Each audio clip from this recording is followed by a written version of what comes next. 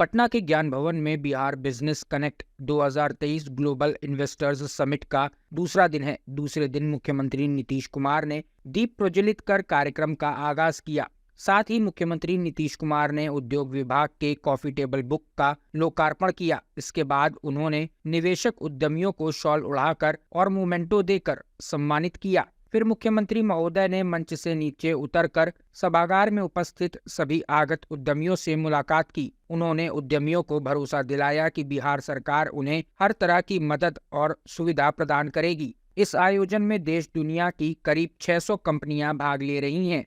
कार्यक्रम में अडानी ग्रुप के तरफ से प्रणव अडानी पटना आए और उन्होंने बिहार सरकार की जमकर तारीफ की है। अडानी ग्रुप के डायरेक्टर प्रणव अडानी ने कहा कि हमारी 8,700 करोड़ निवेश करने की प्लानिंग है। 3 एडिशनल सेक्टर में इन्वेस्टमेंट करना चाहते हैं, जिसमें लगभग 10,000 लोगों को डायरेक्ट और इनडायरेक्ट अपॉर्चुनिटी मिलेगी। बिहार के honourable chief minister Shri Nitish Kumar ji, finance minister Vijay Kumar Choudhary ji, irrigation minister Sanjay Jha ji, industry minister Samir Mahaseth ji और उद्योग जगत के साथियों, मैं पटना आकर और बिहार बिजनेस कनेक्ट सम्मेलन में शामिल होकर सम्मानित महसूस करता हूं। सबसे पहले मैं इस प्रोग्राम के आयोजन के लिए बिहार सरकार को बधाई देना चाहता हूं। इस आयोजन ने सभी क्षेत्रों के इंडस्ट्री लीडर्स को एक साथ लाने का काम किया है। यह श्री नीतीश कुमार जी की लोकप्रियता के कारण संभव हो पाया है। पूरा ये जो अट्रैक्टिव इन्वेस्टमेंट डेस्टिनेशन, अभी लोग बिहार को एक बहुत इन्वेस्टमेंट अट्रैक्टिव डेस्टिनेशन के दौर में देखते हैं। साल 2003 में दुनिया के सबसे बड़े हमारे मुंद्रा पोर्ट के प्राइवेट रेल लिंक का इनॉग्रेशन भी नीतीश कुमार जी ने किया था। और प्राइवेट सेक्टर पोर्ट्स में पूरा रेल लिंक को बढ़ावा देने पर जोर भी दिया था उन्होंने। उस वक्त भी नीतीश जी डेवलपमेंट के विषय में काफी दूर की सोच रहे थे। इतना ही नहीं, यूनियन रेलवे मिनिस्टर के तौर पर नीतीश जी ने 20 साल पहले इंटरनेट टिकट बुकिंग सिस्टम शुरू करके ट्रेन यात्राओं के एक्सपीरियंस को पूरी तरह से बदल दिया था। आज ये दुनिया का सबसे बड़ा और busy online railway reservation system है। इस सिस्टम की सफलता ये बताती है कि नीतीश कुमार जी कितने दूर की सोचते हैं। आज बिहार में बदलाव दिख रहा है, खासकर social reform, law and order, literacy, education और वुमेन एम्पावरमेंट के मामले में। पब्लिक सर्विस और खेती में भी बेहद रेवोल्यूशनरी चेंजेस आए हैं। अगर बिहार के डेवलपमेंट प्लान्स का जिक्र करूं तो साइकिल एंड यूनिफॉर्म स्कीम, जिसमें स्कूल जाने वाले बच्चों को free cycle and free uniforms दिए जाते हैं। इसी तरह जीविका योजना से वुमेन्स की इनकम और लाइफ स्टैंडर्ड में काफी सुधार आया है। हर घर में पीने का साफ पानी और अनएम्प्लॉयड यूथ के लिए चलाई गई चीफ मिनिस्टर एम्प्लॉयमेंट स्कीम और बिहार रूरल लाइवलीहुड प्रोजेक्ट जैसे योजनाओं पूरे देश के लिए एक स्टैंडर्ड इस्टेब्लिश कर रही है। ऑनरेबल चीफ मिनिस्टर को ये बताते हुए काफी खुशी हो रही है कि अडानी ग्रुप आपके बिहार डेवलपमेंट विजन के साथ है। इसका सबसे बड़ा एग्जाम्पल है बिहार में हमारा इन्वेस्टमेंट प्लान। बिहार में Adani group logistics, gas distribution और साइलो में एग्री लॉजिस्टिक्स सेक्टर में ऑलरेडी मौजूद है। इसमें हमने लगभग 850 करोड़ रुपए का इन्वेस्टमेंट ऑलरेडी कर चुके हैं और डायरेक्ट और इनडायरेक्टली 3000 लोग एम्प्लॉयड है। अब हम अपना इन्वेस्टमेंट बिहार में 10 गुना ज्यादा करना चाहते हैं और 8700 करोड़ रुपए का निवेदन का प्लानिंग है। हम 3 एडिशनल सेक्टर्स में इन्वेस्टमेंट करना चाहते हैं जिसमें लगभग 10,000 लोग को डायरेक्टली और इनडायरेक्टली जॉब अपॉर्चुनिटीज मिलेगी। हम अपने वेयर हाउसेज गोदाम में 150 एकड़ के स्केल में अबाउट 1200 करोड़ इन्वेस्टमेंट का प्लान कर रहे हैं। इसमें से एक बड़ा गोदाम यहां पटना में ही होने वाला है। इससे 2000 लोग को एम्प्लॉयमेंट की अपॉर्चुनिटीज मिलेगी। इसके अलावा हम 6 जगह में, ये 6 जगह है पूर्णिया, बेगूसराय, दरभंगा, समस्तीपुर, किशनगंज और अररिया में अपना साइलो स्टोरेज को 1.5 लाख मेट्रिक टन से बढ़ाकर 2,75,000 मेट्रिक टन करने के लिए हमारे अदानी एग्री लॉजिस्टिक्स 900 करोड़ का इन्वेस्टमेंट ऑलरेडी काम शुरू कर दिया है। वहीं इस कार्यक्रम में पहुंचे नाहर ग्रुप के एमडी कमल ओसवाल ने बड़ी घोषणा की। कमल ओसवाल ने कहा, बिहार को बांग्लादेश से सीखना होगा। गारमेंट्स बिजनेस के लिए दोनों जगह करीब करीब एक जैसा ही माहौल है। वहाँ विदेशों से डिमांड बहुत है, यूएसए और यूरोप से डिमांड आता है। मैं मोंटे कार्लो यूनिट यहाँ लगाऊंगा, इसके लिए सोच सकता हूँ। 300 करोड़ रुपए इन्वेस्ट के लिए विचार कर रहा हूँ। Honored and privileged to be part of Bihar Summit and share my views. सबसे पहले मैं अपने आप को इंट्रोड्यूस करना चाहता हूँ। मेरा नाम कमल ओसवाल है। मैं ओसवाल ग्रुप से हूँ। हमारा मेनली टेक्सटाइल्स जो कि पंजाब में, राजस्थान और मध्य प्रदेश से है। हमारी main company Oswal woollen mills, Nahar industrial enterprises and Monte Carlo fashions है।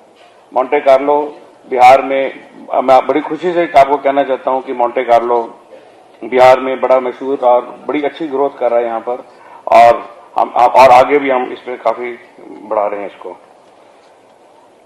हमारे लॉजिस्टिक्स पार्क्स भी हैं पंजाब में, राजस्थान में, मध्य प्रदेश में, असम और बंगाल में। तो हम बिहार के अंदर भी एक लॉजिस्टिक्स पार्क बना रहे हैं। आज की नई पॉलिसी, लॉजिस्टिक्स पॉलिसी जो भी आई है उसके अंतर्गत हम लॉजिस्टिक्स पार्क बना रहे हैं यहाँ पर, जो कि 300 करोड़ के करीब की इन्वेस्टमेंट होगी और अराउंड 2000 लोगों को यहाँ पर एम्प्लॉयमेंट जनरेशन होगी। In textiles we are one of the largest in cotton yarn. हम 650 टन धागा रोज का बनाते हैं और 1 करोड़ मीटर कपड़ा बनता है। इसके अलावा हम सोलर एनर्जी और शुगर के अंदर भी हैं। हमारी कंपनीज के अंदर ऑलमोस्ट 25,000 से ज्यादा लोग काम करते हैं और खुशी से मैं आपको कह रहा हूं, गर्व से कह रहा हूं कि इसमें से 40% से ज्यादा लोग बिहार के हैं। बहुत मेहनती लोग हैं जी। इन्हीं के कारण हम इतनी प्रोडक्शन, क्वालिटी और प्रोडक्टिविटी कर रहे हैं और हमारे जितने भी प्रोडक्ट्स हैं सारे इंटरनेशनल और नेशनल ब्रांड्स को जाते हैं।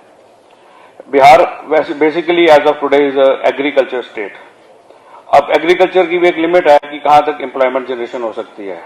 ऑनरेबल चीफ मिनिस्टर साहब का भी ये मिशन है कि गुजरात, बिहार के लोग मैक्सिमम गुजरात के अंदर ही अपने यहाँ पर रहें, यहाँ की इंडस्ट्री को चलाएं, ताकि उनको बाहर जाके अपने रोजगार के लिए न जाना पड़े। इसलिए उन्होंने बहुत अच्छे कदम उठाए हैं इंडस्ट्रियलाइजेशन के लिए।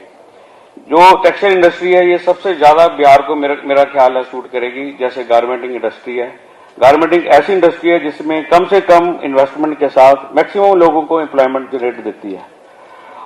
जैसे कि एक छोटा सा एग्जांपल है बांग्लादेश। बांग्लादेश की जो टोटल पॉपुलेशन है वो कोई 18 करोड़ है और बिहार की 14 करोड़ के करीब है, और कम से कम 40 से 45 लाख लोग गारमेंट इंडस्ट्री के अंदर बांग्लादेश में हैं और 4 लाख करोड़ की वहां से एक्सपोर्ट है। तो इतना बड़ा पोटेंशियल है वहां पर। अगर हम यहाँ पर गारमेंटिंग को कराएं तो बिहार एक बहुत बड़ा गारमेंटिंग दुनिया का हब बन सकता है। उसके लिए एक इंफ्रास्ट्रक्चर हमें यहाँ डेवलप करना पड़ेगा, कंप्लायंस फैक्ट्रीज बनानी पड़ेगी और लेबर लॉज को थोड़ा सा इम्प्रूव करना पड़ेगा ताकि बाहर के लोग यहाँ पर आएं और यहाँ पर आके अपनी फैक्ट्रीज खोलें, क्योंकि वहां से यूएस से, यूरोप से, वहां से लोगों को यहाँ पर आके फैक्ट्रीज की कंप्लायंस करनी पड़ती है। आई एम श्योर जैसे संदीप पांडेट सर से मैं कई बार मिला हूं, उन्होंने मेरे को काफी बार बोला कि कैसे हम टेक्सटाइल इंडस्ट्री को बढ़ावा दे जाएं, और ये उन्हीं की I think so he will काफी इंस्ट्रूमेंटल है इस टेक्सटाइल पॉलिसी को बनाने के लिए। मेरी सजेशन है कि बांग्लादेश के अंदर अगर इंडस्ट्री डिपार्टमेंट और यहाँ पर कोई डेलीगेशन लेके जाए और देखें कि कैसे वहां फैक्ट्री चल रहे हैं, उस मॉडल को हम बिहार के अंदर कॉपी करें और यहाँ की इंडस्ट्रियलाइजेशन करें। फूड प्रोसेसिंग सेक्टर की बात करें तो सबसे ज्यादा investment Patel agri industries private limited की ओर से की गई है। कंपनी ने 5,000 से ज्यादा का निवेश किया है। जो इंफ्रास्ट्रक्चर है अपने सरकार के इस पैसे से और भारत सरकार से मिल करके इन कामों को हम कर रहे हैं। जो हमारे यहाँ बिजली है, हमने कहा बिजली, पानी, सड़क के अलावा हर एक क्षेत्रों में, और 12 सरकार का 12 डिपार्टमेंट एक साथ मिल करके अपने कामों को इस ढंग से कर रहे हैं ताकि हम लोग इस तरह से ये सोच बनावे कि कहीं न कहीं जो हमारा बिहार है, जिन कारणों से हमारा बिहार कहीं पीछे छूट रहा था, लेकिन बिहार के ही लोग हैं। गुजरात जाते हैं तो गुजरात को बनाते हैं, पंजाब जाते हैं तो पंजाब को बनाते हैं, महाराष्ट्र जाते हैं तो महाराष्ट्र को बनाते हैं। ये हमें गुण है, और जिस ढंग से हमें जो संभावना है, उस संभावना को आपके बीच हम परोसने का काम कर रहे हैं उद्योग विभाग। और इसमें हम इतना ही चाहेंगे, जो कॉटेज इंडस्ट्रीज है, सरकार खुद भी कॉटेज इंडस्ट्रीज को अपने लेवल पे डेवलप करना चाह रही है। भारत सरकार का एमएसएमई योजना है। अब देख रहे हैं नेशन वाइड, अगर पूरे देश में हम लोग रैंकिंग में फर्स्ट सेकंड आ रहे हैं, तो कहीं ना कहीं ये लगता है जेड सर्टिफिकेशन में हमारा पूरे देश में हम लोग माने ये मान के चल रहे थे कि जो हमारा कहीं कोई इतिहास नहीं था, लेकिन चाहे वो गोल्ड हो, चाहे सिल्वर हो, चाहे ब्रॉन्ज हो, हमें तीसरा जो ब्रॉन्ज है तो वो मिला। लेकिन आगे हम उम्मीद करते हैं गोल्ड, सिल्वर, ब्रॉन्ज तीनों मिला करके आपके मदद से बिहार नंबर 1 पे जाएगा, ये उम्मीद हम कर रहे हैं। निश्चित तौर पे जो हमारे पास जो 3,000 एकड़ से ज्यादा अभी लैंड बैंक है, और लगातार हर एक डीएम को लिख करके लगभग उतना ही और लैंड बैंक बनाने का हम लोग दृढ़ संकल्प लिए हुए हैं। डिपार्टमेंट ली हुई है, सारे डिपार्टमेंट मिल करके इन बातों को कर रहे हैं। लेकिन हम कहते हैं ये ग्लोबल मीट के माध्यम से जो कहीं ना कहीं ये कनेक्टिविटी पूरे देश से बने, उसमें निश्चित तौर पे जो चर्चाएं होंगी कि लोग बाहर से आए, लोग पूछेंगे कितने एमओयू हुआ, लोग पूछेंगे कि बिहार में हम क्यों करें। लेकिन हमारा ये कहना है कि जो हमने आपसे चर्चा किया कि बिहार में निवेश क्यों, निश्चित तौर पे अगर इस कारणों को अगर हम पूरी तरह फुलफिल कर रहे हैं, बिहार अगर आगे बढ़ना चाह रहा है पूरे देश में, हमारे बिहार के अलावा जो हमारे लोग बिहार से देश को बनाए, दुनिया को बनाए, और दुनिया के लोग, हम लोग कहते हैं ना हर एक सेक्टर में, अभी हमारा टूरिज्म सेक्टर में उसी ढंग से फ्लो कर रहा है। मात्र 2 साल के अंदर 1 करोड़ से ज्यादा हमारे टूरिस्ट बिहार में आए हैं, चाहे वो देशी हो चाहे विदेशी हो। इसका मतलब है लोग सब जगह दुनिया देख करके फिर बिहार की तरफ लौट रहा है।